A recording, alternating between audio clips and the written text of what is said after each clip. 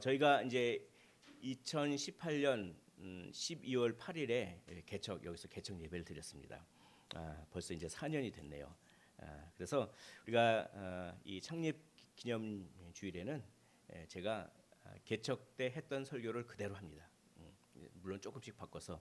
그래서 이거를 4번 들으시는 분, 3번 들으시는 분, 2번 들으시는 분, 1번 들으시는 분, 그리고 이제 처음 들으시는 분들도 있을 것 같아요. 그런데 많이 또 까먹으시죠? 예, 그렇습니다. 4번 들었지만 처음 듣는 것 같은 그런 분들도 많이 있을 줄 믿으면 안 될 텐데, 우리 초심이 중요한 것 같아요. 그래서 우리 주님께서 첫사랑을 잃어버리지 말라고 그랬는데 우리가 참 첫사랑 잃어버리면 안 되잖아요. 그리고 우리 주님께서 우리 교회를 향한 그 마음, 그것을 다시 한번 살펴보고자 이제 갈라디아서 2장 20절의 말씀, 정말 제가 목회의 길을 가게 되고 또 개척을 하게 된 큰 동기가 되는 이 말씀을 한번 은혜를 나누고자 합니다. 이 시간 주님을 의지하십시오. 성령을 의지하십시오. 성령을 의지하는 자에게 말로 못할 형용할 수 없는 그런 은혜가 있을 줄 믿으시기를 원합니다. 자, 우리 제목을 한번 읽어볼까요? 시작. 내 안에 그리스도께서 사십니다. 내 안에 누가 사십니까? 내 안에 욕심이 살면 안 돼요. 내 안에 자존심이 살면 안 된단 말이죠. 저한테 하는 말입니다. 내 안에 그리스도가 얼마나 좋을까요? 내 안에 그리스도로 풍성해졌으면 참 좋겠다라고 하는 그런 마음이 들었습니다. 오늘 본문 말씀에는 2종류의 사람이 나와요. 첫 번째 종류의 사람은 율법에 얽매인 사람들, 이런 사람들이 나옵니다. 율법에 얽매인 사람들, 율법에 얽매이는 사람들. 과연 누가 율법에 얽매인 사람들일까요? 우리 17절 말씀 제가 한번 읽어볼까요? 만일 우리가 그리스도 안에서 의롭게 되려 하다가 죄인으로 드러나면 그리스도께서 죄를 짓게 하는 자냐? 결코 그럴 수 없느니라. 이거는 거짓 교사들이 들어왔어요. 이단들이 들어왔어요. 어디요? 갈라디아 교회에 이단들이 들어와가지고 이렇게 얘기한 거예요. 예수 믿는 거 좋다. 예수님을 반드시 믿어야 된다. 그런데 그것만 가지고는 부족하다. 예수님을 믿지만 율법도 지켜야 된다. 그들이 교묘한 논리를 핍니다. 어떤 논리를 피냐면, 만약에 한번 여러분들이 생각해 보십시오. 이렇게 얘기하는 거예요. 만약에 율법을 지키지 않으면 이방인과 같이 되잖아요. 근데 그 당시에 이방인들은 죄인 취급을 당했어요. 그러면 율법을 지키지 아니하면 이방인처럼 되면 그러면 죄를 짓는 거잖아요. 그러면 그리스도께서 너희들에게 죄를 짓게 만드는 분이 된다. 그러니까 예수님도 믿는 거 중요하다. 그렇지만 율법을 지켜야 된다. 이거 굉장히 교묘한 논리죠. 이단들은 예수님을 믿으라고 해요. 예수님을 의지하라고 합니다. 예수님의 사랑을 경험하라고 합니다. 다 좋은 말씀으로 막 해요, 이단들은. 그런데 성경에 없는 거 하나를 살짝 덧붙이는 거예요. 그게 이단들의 특징이죠. 그것에 대해서 18절 단호하게 그럴 수 없느니라라고 얘기합니다. 우리 18절 말씀을 화면을 보면서 한번 읽어볼까요? 시작. 만일 내가 헐었던 것을 다시 세우면 내가 나를 범법한 자로 만드는 것이라. 그럴 수 없다. 헐었던 것을, 집을 헐었다가 왜 다시 세우냐? 헐었던 것이 뭡니까? 율법이죠. 율법을 헐었어요. 즉 율법으로 구원받는 게 아니라 무엇으로 해요? 예수님을 믿음으로 구원받는다라고 하는 복음을 다 전했는데 왜 다시 율법으로 돌아가느냐? 만일 율법으로 돌아가면 그러면 율법을 따르지 않는 참된 그리스도인들을 범법자로 만드는 것이다, 이런 뜻이에요. 그러니까 그럴 수 없다라고 하면서 강력하게 그런 거짓 복음들을, 거짓 교사들에 의한 거짓 복음들을 그렇게 배격하고 있죠. 이 거짓 교사들이 바로 율법에 얽매이는 사람들이에요. 예수 믿는 것만으로는 부족하다는 것입니다. 율법을 지켜야 된다고 하죠. 그런데 이 거짓 교사들 뿐이겠습니까? 율법에 얽매이는 사람들은 사실 예수님을 믿지 않는 모든 사람들이 다 율법에 얽매이는 사람들이에요. 왜냐하면 율법에 얽매인다고 하는 뜻은 자기 힘으로 하려고 한다, 이런 뜻이거든요. 자기 힘. 예수님을 의지하지 않고 자기 힘으로 하려고 하고 자기 공로로 하려고 하고, 그게 다 율법주의잖아요. 예수님을 믿지 않는 사람들은 자기 힘으로 자기가 스스로 인생을 개척해 나가려고 하잖아요.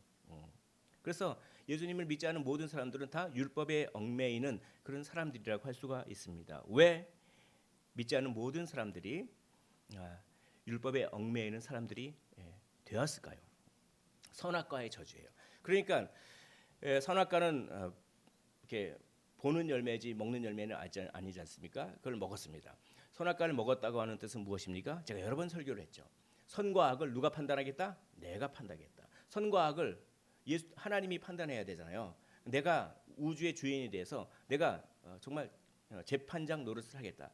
그러니까 독립선언을 하는 거예요. 누구에게서요? 하나님에게서 독립선언을 해요. 독립선언을 하니까 어떻게 합니까? 하나님께서 공급해 주신 은혜를 다 거둬들이세요. 하나님께서.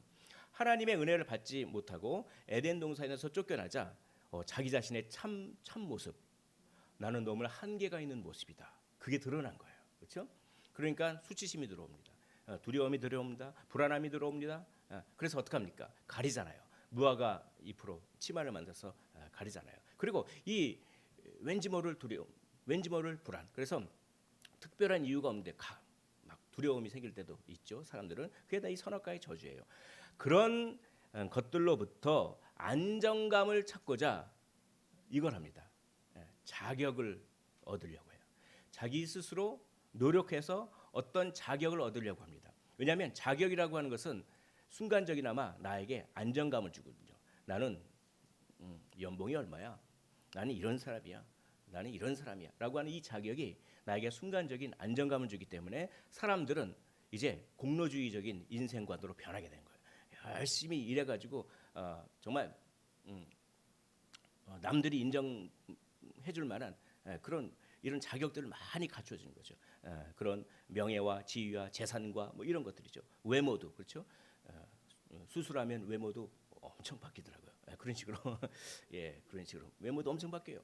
그렇게 해가지고 그게 뭡니까? 이 두려움과 불안함을 이기기 위해서 자격을 갖추는 그런 건데 원래는 하나님과 떨어져서 두렵고 불안한 건데 그러면 하나님과 연합하면 해결될 문제를 자기 스스로의 노력으로 그것을 해결하려고 하다 보니까 참 순간적으로는 안정감을 얻지만 이것은 참 허무한 것입니다. 한마디로 율법에 얽매이는 사람들은 이런 사람들이라고 할 수가 있습니다.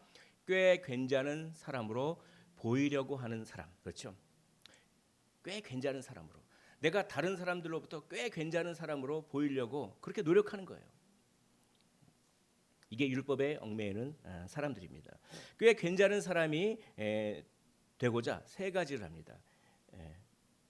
먼저 다른 사람들에게 보여지는 나, 진정한 내가 아니라 다른 사람들에게 보여지는 나를 굉장히 중요하게 생각해요. 그래서 우리 젊은 그런 청년들은 젊은 우리 청소년들은 뭘 합니까? SNS를 하죠. 거기 인스타그램 이런 걸 합니다. 어르신들은 잘 모르시겠지만 그래서 자기 계정을 만들어서 그렇게 자기가 이렇게 사진 같은 거 막 올려놓고 그럼 뭡니까? 이게 자기의 참 모습보다는 미화된 모습을 올리는 거예요. 미화된 모습. 그래가지고 그러니까 가공된 자기의 모습이죠. 그래서 어디 그 인스타그램만 보면 너무나 잘 살고 있는 것 같아요. 그래가지고 뭐 어디 좋은 데 간 거 사진 찍어서 올려놓고 맛있는 거 먹은 거 사진 찍어 올려놓고 뭐 내가 뭐 잘한 거 올려놓고 그러면 인생이 꽤 괜찮은 것처럼 보여요. 근데 우리는 비극적인 소리를 많이 듣지 않습니까? 유명 연예인들이 인스타그램에 아주 화려한 것들을 막 사진을 올리고 그럽니다. 그런데 갑자기 비참한 소식을 들어요. 인생을 비관해가지고 어느 순간 그건 뭡니까? 가공된 인생으로 살았던 거예요. 가면을 쓰고 살았던 거예요. 자기 자신의 참 모습을 보지 못해요. 자기 자신의 참 모습을 예수님 앞에서 고백하면은 치료가 되고 회복이 되는데 그렇지 않아요. 그거 대신 가공된 자기 모습, 가면을 쓰므로 말미암아 안정감을 찾으려고 하는 이게 율법주의라고 하는 것이죠. 이 꽤 괜찮은 사람으로 보이려고 하는 율법주의자들은 또 무엇을 하냐? 죄책감에 시달립니다. 여기서 말하는 죄책감은 우리 도덕적인 죄뿐만 아니라 내가 생각하는 내 기준에 미치지 못했을 때 그때 내 마음이 상하는 거 있잖아요. 내가 이거밖에 못했구나. 이런 것까지도 넓게 죄책감에 포함되는 거거든요. 이 자책 같은 거. 유명한 그 정신병원 원장님이 계세요. 그분 성함을 갑자기 까먹었네요. 제가 모르는 건 아닌데 여기 단에 올라오니까 갑자기 까먹었습니다. 이거는 하나님께서 말하지 말란 얘기예요. 그분 성함을. 그렇죠. 그냥 무조건 순종해야 돼요. 그렇죠? 그런데 그분이 이런 얘기를 했어요. 만약에 죄책감만 없어지면 자기 병원에 70% 80% 이상의 병자가 나을 것이다. 왜냐하면 정신병이 대부분 죄책감에서부터 자기 자책하는 것에서부터 시작된다고 하더라고요. 폴 투르니, 이분은 말씀이 기억나네요. 이분 이름은 그분이 이렇게 얘기합니다. 우울증의 가장 근본적인 원인은 죄책감이다. 이런 거죠. 그래서 꽤 괜찮은 사람으로 보이려고 하면은 어떻게 되겠습니까? 어떤 기준이 있을 거 아니야. 내가 이런 기준을 맞춰줘야 다른 사람들이 나를 꽤 괜찮은 사람으로 보겠지. 근데 어디 인생이 그렇게 되나요? 자기 기준과 뜻대로 다 되나요? 안 되니까 자책하고 죄책감, 그게 우울증으로 오고 막 그러잖아요. 그 율법주의자들이 그렇다는 것이죠. 또 하나는 이 율법주의자들은 이런 일을 합니다. 자기가 높아지기 위해서 남을 깎아내려요. 그러니까 남을 깎아내림으로 말미암아 자기를 높이려고 하는, 왜 저렇게 해? 내가 그걸 하면 더 잘할 수 있어. 이런 말들, 저도 그런 말들 참 하는 것 같아요. 또 뭡니까? 왜 이렇게 하지? 왜 저 사람 왜 저렇지? 이럴 때는 이렇게 해야 되는 거 아니야? 아니면 그렇죠? 여러 교묘한 말들로서 남을 깎아내림으로써 자기 자신을 높이려고 하는 그런 성향이 이렇게 공로주의적 인생관을 가진 율법의 얽매이는 사람들에게 있다라고 하는 것입니다. 여러분 올 한 해 수고 많이 하셨습니다. 우리 한번 인사할까요? 수고하셨습니다라고 한번 옆에 계신 분들에게 인사하도록 하겠습니다. 수고 많으셨습니다. 수고 많으셨습니다. 수고 많으셨어요, 진짜. 정말 이렇게 우리 한국 우리 분들을 보면은 얼마나 이렇게 열심히 일하시는지 모르겠어요. 수고가 많이 하시죠. 그런데 이게 내가 꽤 괜찮은 사람이 되기 위해서 수고를 했다면 성경적으로 보면은 이게 궁극적인 것은 안 되는 거죠. 우리는 하나님의 영광을 위해서 우리는 살아야 됩니다. 왜냐하면 우리는 꽤 괜찮은 사람 정도가 아니에요. 우리는 우주를 창조하시고 정말 만물의 주인이신 그분께 우리는 어떻게 합니까? 인정받은 사람이에요. 너는 존귀한 나의 자녀라고 인정받았어요. 그러니까 사람에게 인정받을 필요가 굳이 없어요. 이미 하나님께 인정받았기 때문에 그렇습니다. 그러면 우리는 어떻게 삽니까? 우리는 어떻게 수고해야 됩니까? 꽤 괜찮은 사람이 되기 위해서 수고하기보다는 우리는 하나님의 영광을 위하여 수고하시길 원합니다. 그러면 결과가 좋든 나쁘든 상관없어요. 항상 결과와 상관없이 기뻐할 수 있는 힘이 거기서 나오는 것입니다. 거룩한 자존감을 가지시고 그냥 열심히 살면 되는 거예요. 자, 두 번째, 율법에 얽매이는 사람들이 있는 반면에 새로운 존재가 된 사람들이 있습니다. 여기 계신 분들이죠. 여기 계신 분들이 다 새로운 존재가 된 사람들인 줄로 믿습니다. 좋습니다. 우리 19절 제가 읽어보겠습니다. 내가 율법으로 말미암아 율법에 대하여 죽었나니 이는 하나님에 대하여 살려 함이라. 새로운 존재들은 죽은 다음에 살아난 사람들입니다. 여기 계신 모든 분들은 일단 죽었어요. 그런 다음에 살아난 분들이에요. 기독교는 먼저 죽어야 돼요. 먼저 죽어야 살아납니다. 그렇죠? 어디에 죽었냐? 율법으로 말미암아 죽었어요. 두 번째, 율법에 대하여 죽었어요. 그래서 그 결과 하나님에 대하여 살았습니다. 자, 율법으로 말미암아 죽었다. 이건 뭐냐면 깨달았다 이거예요. 깨달았다. 무엇을요? 내가 율법을 지킬 수 없음을 깨달았다. 이런 뜻입니다. 참 열심히 공부하려고 그랬는데 부모님이 들어와가지고 열심히 공부해야지라고 하면 어떻게 합니까? 열심히 공부하려고 마음 먹었던 것이 순간적으로 하기 싫어져요. 그러니까 이거를 고백하는 거잖아요. 이거를 고백해요 바울이 로마서 7장 21절에 그러므로 내가 한 법을 깨달았느니 내 마음속에 있는 한 어떤 세력을 깨달았다. 여기서 법은 힘입니다. 힘. 내 마음을 좌지우지하는 어떤 한 세력, 한 힘을 깨달았느니 그게 뭐냐면 곧 선을 행하기 원하는 나에게 악이 함께 있는 것이로다. 이게 그거예요. 내가 율법을 읽어서 율법을 읽자마자 그 율법을 지키지 않으려고 하는 마음이 동시에 생긴다는 거예요. 그러므로 깨달았어요. 나는 내 마음의 구조가 결코 율법을 지킬 수 없구나. 이걸 깨달았어요. 그렇죠? 율법이 선하지 않아서요? 아니요. 율법은 선한 것입니다. 그러나 나의 마음의 구조, 내 마음의 죄성이라고 하는 것, 즉 어거스틴이 이렇게 표현합니다. 삐딱함. 그렇죠? 그러니까 꼭 누가 얘기하면 삐딱선을 타려고 해. 그러니까 그거 얘기 안 하면 자기가 그거 하려고 했어. 근데 그걸 누가 얘기함으로 말미암아 삐딱하게 나가요. 그게 죄성이죠. 그것 때문에 율법을 지키지 못하는 거. 이걸 깨달았어요. 이걸 깨달아야 율법에서 희망을 찾지 않고 누구에서 희망을 찾습니까? 예수 그리스도. 예수 그리스도에게 희망을 찾게 되는 거죠. 자, 두 번째 죽음. 율법에 대해 죽었다. 이건 뭐냐면은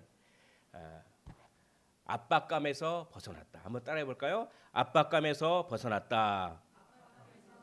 그렇죠, 여러분. 공로주의자들은 압박감이 있어요. 내가 꽤 괜찮은 존재가 되기 위해서라면 내가 이것도 해야 되고 저것도 해야 되고, 그렇죠? 예, 이 압박감이 있습니다. 근데 그런 압박감에 대해서 벗어났다는 거예요. 제가 요즘에 스트레칭을 하는데 옛날에는 이 체조 같은 걸 하면은 이걸 왜 하지? 국민 체조 같은 거 했었잖아요. 이걸 왜 하지? 그런데 요즘은 그게 진짜 필요하거든요. 왜냐면은 무릎을 굽히면 뚜둑 소리가 나지. 이걸 이렇게 하면 여기서 뚜둑 소리가 나지. 와, 뭐 이렇게 굉장히 체조를 스트레칭을 하면 시원하더라고요. 그때 제가 깨달았습니다. 나도 조금씩 늙고 있구나. 또 깨달았습니다. 내 몸이 생각보다 많이 압박을 받고 있구나. 그래요. 우리 몸이 생각보다 압박을 받고 있으니까 풀어줘야 돼요, 스트레스를. 근데 몸만 압박을 받고 있을까요? 우리 마음도 압박을 많이 받고 있잖아요. 왜 압박을 받고 있습니까? 꽤 괜찮은 사람이 되려고 하니까 압박을 받잖아요. 그렇죠? 내가 뭐 이렇게 해야 되죠. 예, 어떤 압박입니까? 비교의 압박이에요. 비교의 압박. 그러니까 저 사람은 저런데 나는 저렇더라. 저 사람 자녀는 저런데 나의 자녀는 이렇더라. 그렇죠? 저 사람 남편은 이러는데 저 사람 아내 이러는데 나의 남편과 아내는 이렇더라. 그런 게 압박감이에요. 또 뭡니까? 환경에 대한 압박이죠. 나의 가정 환경은 왜 이러느냐? 정말 나의 외모는 이러느냐? 나는 경제력이 왜 이 모양 이 꼴이냐? 이런 압박감이 있어요. 왜냐하면 공로주의적인 인생관이기 때문에 그렇습니다. 그런 압박감에서 어떻게 됐어요? 벗어났다. 맨 처음에 내가 내 힘으로는 행복을 얻을 수 없음을 깨달았다. 그 율법을 지킬 수 없음을 깨달았다. 동일한 얘기예요. 그렇게 깨달은 다음에 그러므로 율법으로부터 희망을 찾는 것이 아니기 때문에 율법을 지키고자 하는, 즉 꽤 괜찮은 사람이 되고자 하는 그런 압박감에서 벗어났다. 이게 이제 율법에 대해서 죽었다, 이런 뜻입니다. 사랑하는 성도 여러분, 제가 한번 물어보겠습니다. 질문을 해보겠습니다. 여러분들은 율법에 대해서 죽으셨습니까? 쉽게 대답이 잘 아멘이 안 나오죠. 이게 아멘이 잘 안 나와요. 압박감이 다 있잖아요, 그렇죠? 예. 근데 왜 우린 죽었다고 표현할까요? 예. 그런 방향성이 생겼다 이거예요. 우리 죄성 때문에 아직도 우리가 죄가 있지만 죄에 대항할 만한 방향성이 생겼어요. 그래서 우리는 율법에 대해서 죽었다라고 말할 수가 있는 것입니다. 바라옵기는 여러분들 이렇게 꽉 쥐고 있는 것을 그것을 이렇게 놓고 주님께 한번 맡겨보세요. 정말 자유함을 느끼게 될 줄로 믿습니다. 제가 이 개척의 큰 동기가 이런 해방감을 느껴서 그랬어요. 저도 이런저런 이유 때문에 많은 열등감에 사로잡히기도 하고 많은 것이 있었습니다. 근데 어느 날 하루 제가 기도를 했는데 네가 정말 내가 너에게 가난한 환경을 허락한 것은 그것은 내가 너에게 시킬 일이 있어서다라고 그런 음성이 쏙 들려오는 거예요. 그래서 나의 그 환경이 재해석되기 시작하면서부터 얼마나 자유함을 얻었는지 모르겠습니다. 그래, 내가 이 해방감을 전해야지라고 하는 것이 정말 이 개척의 큰 동기가 되어서 오늘 이 말씀을 제가 이렇게 전해드린 것입니다. 어떤 외향적인 것들이 나의 참된 가치를 결정하지 않습니다. 나의 참된 가치는 무엇입니까? 우리는 이미 하나님께 존귀한 존재라고 인정받았음을 믿으시기를 원합니다. 그리고 율법에 대해서 죽으십시오.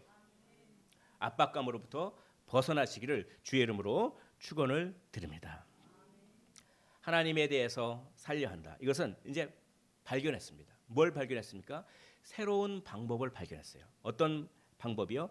자격을 얻는 새로운 방법. 예전에는 자기 힘과 공로로 자격을 얻었다면 이제는 예수 그리스도를 믿음으로 말미암아 자격을 얻는다, 구원을 받는다. 그런 방법을 내가 발견했다. 이게 하나님에 대하여 살려함이로다. 한번 정리해 볼까요?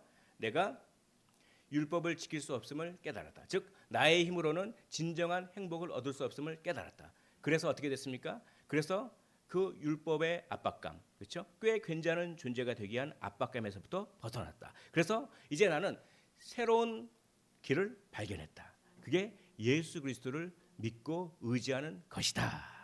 이렇게 사도 바울은 고백하고 있는데, 이런 고백이 여기 계신 모든 예배자들의 고백이 되시기를 주의 이름으로 축원을 드립니다. 이제 마지막으로 우리는 새로운 존재가 되었습니다. 이제 새로운 존재로 살아야 됩니다. 오늘 갈라디아서 2장 20절 말씀은 새로운 존재로 사는 세 가지의 방향성을 얘기하고 있습니다. 맨 처음에 감사하십시오. 우리 한번 따라해 볼까요? 감사하십시오. 시작. 감사하십시오. 우리가 감사해야 되는 것입니다. 감사해요. 왜 감사해야 되느냐? 20절에 내가 그리스도와 함께 십자가에 못 박혔나니 이것 때문에 감사해야 되는 것입니다. 이거는 여기에는 이런 것이 있어요. 이런 것이 있습니다. 대표성의 원리, 연합의 원리라고 하는 원리가 있어요. 참 축구 보셨습니까? 축구가 참 진짜 재밌더라고요. 제가 정말 2002년도에 제가 그때 이탈리아 전하고 했을 때 그 느낌을 어제 똑같이 받았어요. 이 9%랍니다. 9%. 우리가 16강에 올라갈 확률이 9%예요. 9%. 우리가 일단은 포르투갈 이겨야 돼요. 그리고 가나와 우루과이의 결과를 봐야 되는데, 그게 그렇게 되는 거예요. 좀 가나가 너무 고맙더라고요. 가나가 본인이 지고 있는데도 시간을 끌고, 왜냐하면은 우리가 못 올라갈 바에야 우루과이도 떨어뜨리자 이겁니다. 이게 왜냐하면 예전에 가나가 우루과이 때문에 그 예전 월드컵에서 8강에서 떨어졌거든요. 그러니까 그 복수한다고. 근데 우리 참 가나에게 참 고맙습니다라고 제가 얘기하면 동의를 거의 대부분 하시겠죠. 왜입니까? 연합돼서 그래요. 우리가 연합돼서 그럽니다. 얼마나 참 기분이 좋았는지 모르겠습니다. 사람들이 막 그냥 엄청나게 환호성을 지르고 이렇게 막 치킨 같은 것들은 막 몇 시간 전에 시켜야지 된다고 하더라고요. 아무튼 그게 축구 대표의 승리는 누구의 승리죠? 우리의 승리죠. 이게 대표성의 원리, 연합의 원리인 것입니다. 그 축구 대표가 이긴 게 내가 이긴 건 아니잖아요. 근데 왜 그렇게 기분 좋아합니까? 왜 그렇게 막 감격해서 울고 그럽니까? 연합돼서 그래요. 대표성의 원리라. 축구 대표 선수의 승리는 우리의 승리인 것입니다. 우리는 예수 그리스도와 믿음으로 연합되어 있습니다. 그러므로 예수님의 승리는 누구의 승리요? 우리의 승리이기 때문에 우리가 십자가를 지진 않았지만 마치 십자가를 진 것과 동일한 효과가, 그런 효력이 우리 안에서 발생하여 우리는 영원한 생명을 얻은 줄 믿습니다. 그러므로 뭐 해야 됩니까? 감사하십시오. 감사하는 사람은 감사할 일이 또 생기고, 그래서 감사하면 감사할 일이 또 생깁니다. 그러나 불평한 사람은 불평한 일이 또 생기고, 그래서 불평하면 불평한 일이 또 생깁니다. 감사하는 사람은 감사를 쌓고 저축하며 살며, 불평하는 사람은 불평을 쌓고 계속해서 불평 속에 삽니다. 우리는 정말 내가 그리스도와 함께 십자가에 못 박혔다라고 하는 이 말씀을 참으로 받아서 감사하는 삶을 사셨으면 좋겠습니다. 올 한 해 감사할 일을 한번 떠올려 보십시오. 많잖아요. 그러면서 하나님께 계속 감사하면 하나님께서 기분이 좋아졌어. 야, 네가 참 감사하는구나. 내가 이것도 줄게, 저것도 줄게. 그런데 하나님께서 실컷 줬는데 하나님 이거밖에 안 줘? 그러면서 이러고 있으면 나 안 줄래 너. 너는 불평부터 먼저 하는구나. 그렇죠. 그러면 쌀밥을 좀 보리밥을 먹다가 쌀밥을 주셔서 감사합니다. 그런데 그냥 쌀밥을 주니까 아이 정부민에 막 그러고, 이런 거는 이제 어른들만 웃을 수 있는, 어른들도 마음이 완악해요. 지금 안 웃으시네요. 아무튼 그렇게 불평을 하면 안 되는 거죠. 자, 두 번째, 새로운 존재로 사는 삶. 20절 화면을 보면서 이 부분 읽어보도록 하겠습니다. 시작. 그런즉 이제는 내가 사는 것이 아니요 오직 내 안에 그리스도께서 사시는 것이라. 오직 내 안에 누가요? 그리스도께서 사시는 것입니다. 그러므로 뭐 해야 됩니까? 맡기십시오. 다 맡기십시오. 내 안에 나의 모든 어려움을 다 받고 해결해 주고도 남을 만한 분이 누구 안에요? 내 안에 사십니다. 그러므로 맡기시기를 원합니다. 이게 참 미련한 거예요. 내 안에 그리스도께서 사신다고 하는 것은 내 안에 진짜 그리스도께서 사시는데 내가 사는 것이 아니래요. 내가 없어지는 것입니까? 내 감정과 생각이 없어지는 것입니까? 그게 아니라 이건 과장법이에요. 워낙 하나님께 온전히 다 맡겨서 내가 마치 없고 내 안에 그리스도가 사시는 것 같은 그런 삶, 그럴 정도로 전적으로 맡기는 삶, 이런 거를 과장법으로 이렇게 표현한 것입니다. 그러니까 우리 주님께서 좌로 가라 그럼 좌로 가고, 우로 가라 그럼 우로 가고, 앞으로 가라 그럼 앞으로 가고, 멈추라 그럼 멈추고, 말하라 그럼 말하고, 침묵하라 그럼 침묵하고, 억울한 일이 있어도 주님께서 침묵하라 그럼 침묵하는 거예요. 이게 오직 내 안에 그리스도께서 사시는 것이라. 이게 어리석어 보이잖아요. 근데 이 어리석음이 자유함을 줍니다.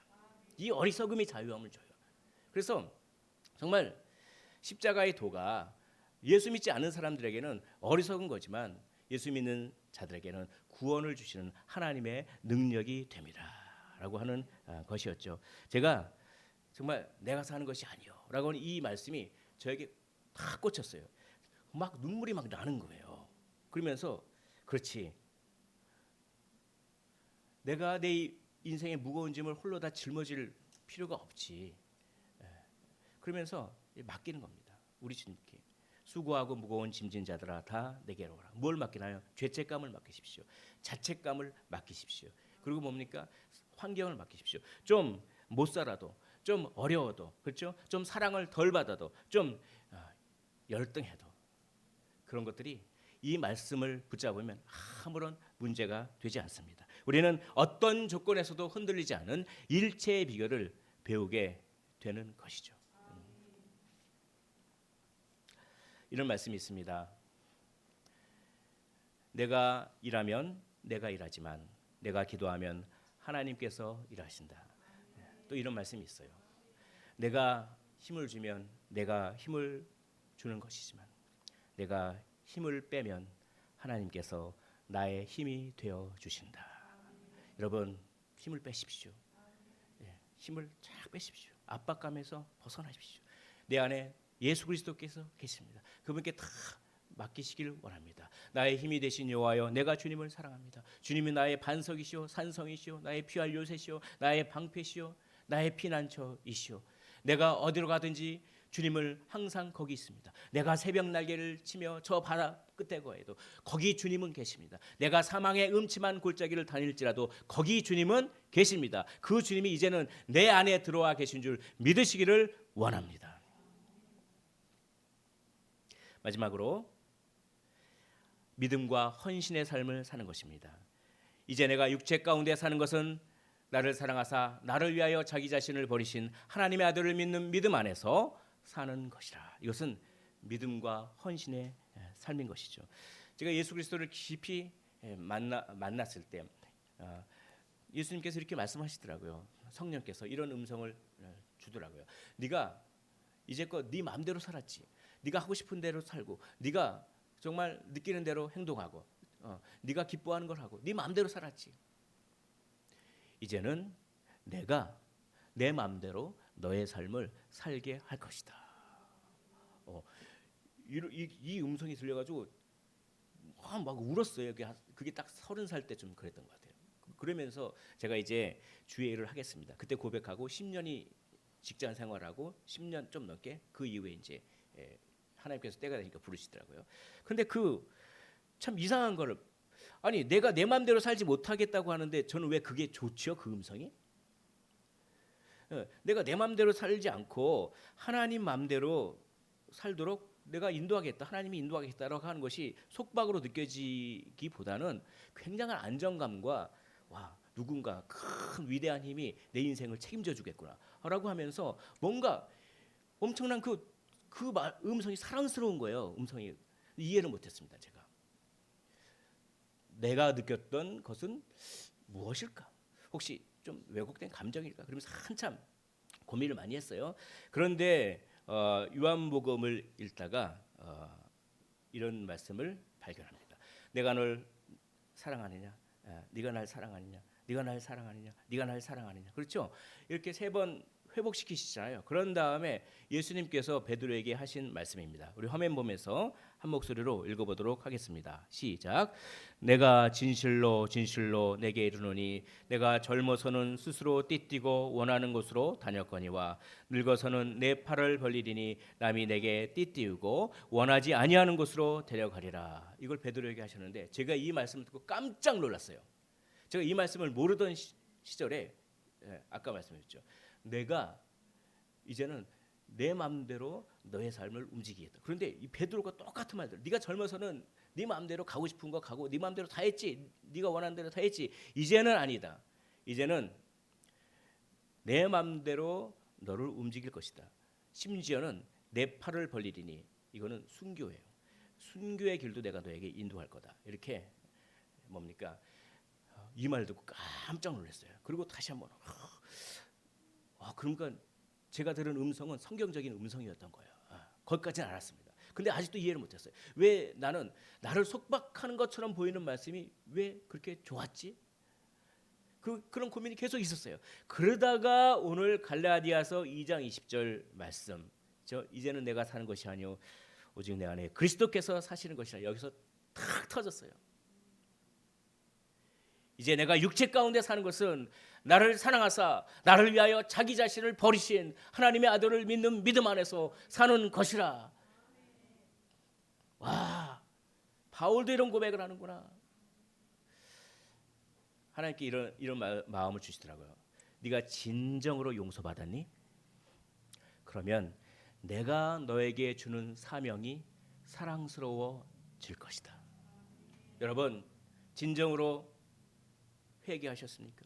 진정으로 용서받으셨습니까? 진정으로 은혜 받으셨습니까? 그러면 하나님께서 여러분들 각자에게 주신 사명이 사랑스러워집니다. 이걸 경험한 거예요. 이걸 경험함으로 말미암아 정말 이제 자원하는 마음으로 목회의 길을 가고 개척을 하고, 이제 하나님께서 선하게 인도하셔서 4년 동안 이렇게 많은 성도님들을 보내주시고, 그래서 너무나 고마워요. 여기 있는 분들 한 분 한 분 얼굴을 떠올리면서 기도할 때 너무 고맙더라고요. 정말 주님만 보시면서 여기 오셨잖아요. 저를 봐서는 안 오셨잖아요. 그리고 이게 심각한 건데 여기서 또 웃음 포인트가 나네요. 예, 좋습니다. 한 번은 웃기겠다. 제가 이렇게 마음 먹었거든요.